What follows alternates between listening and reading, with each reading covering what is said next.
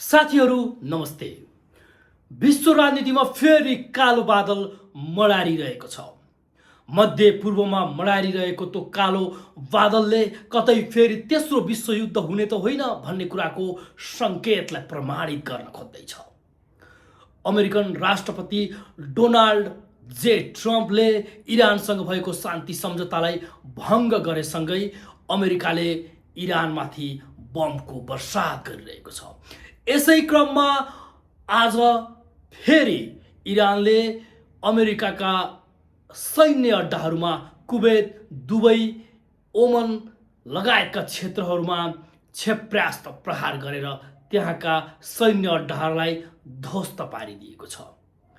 यो कालो बादलले फेरि विश्व राजनीतिमा एउटा तरङ्ग उत्पन्न गरेको छ भने विश्व अर्थतन्त्रको घाँटी च्याप्ने काम इरानले गरेको छ।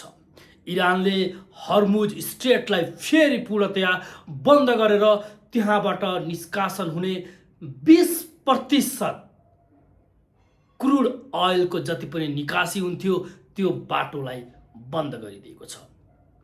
यसले फेरि विश्व अर्थतन्त्रमा कतै मन्दी आउने त होइन भन्ने कुराको गम्भीर चिन्ता उत्पन्न गरेको छ।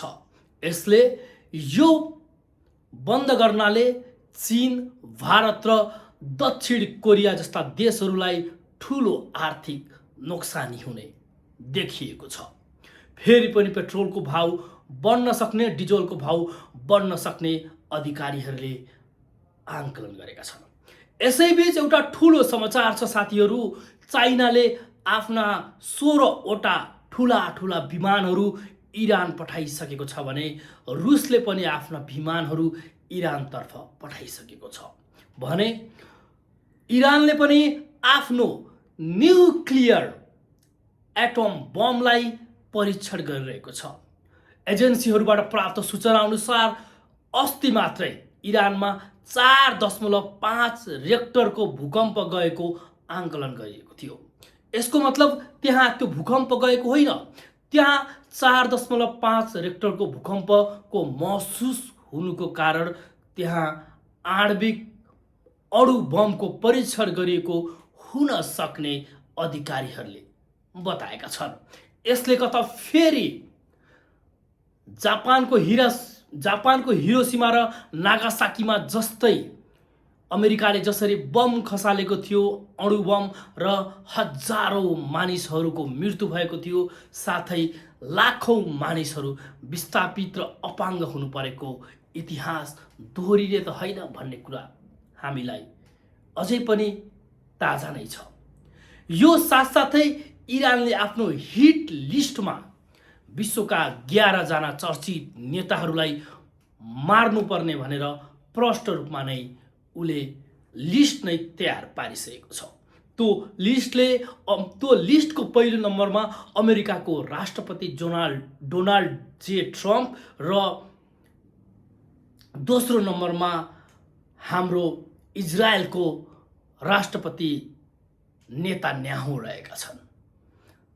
डोनाल्ड ट्रम्पलाई पहिलो नम्बरमा राखेसँगै डोनाल्ड ट्रम्प आक्रोशित हुँदै सम्पूर्ण जति पनि हाम्रो केस फायरहरू भएको थियो त्यो सबै भङ्ग गरेर हजारौं मिसाइलहरू इरानतर्फ सोझाएर राखिएको र इरानलाई अब हामीले ध्वस्त पारिदिन्छौँ भनेर जुन किसिमले धम्कीहरू दिँदै इरानमाथि बम वर्षा गरिरहेको छ, त्यसको जवाब पनि इरानले अब अन्तिम अस्त्र भनेको आणविक हतियार नै हो भनेर त्यसको परीक्षणमा जुटिरहेको छ। यसले समग्र विश्वलाई नै सोच्न बाध्य बनाइरहेको छ। कता फेरि विश्व तेस्रो विश्वयुद्धतर्फ जाने त होइन भन्ने कुरा। आशा गरौँ यो युद्ध चाँडोभन्दा चाँडो रोकिनेछ र विश्वमा एउटा शान्ति स्थापना हुनेछ। धन्यवाद।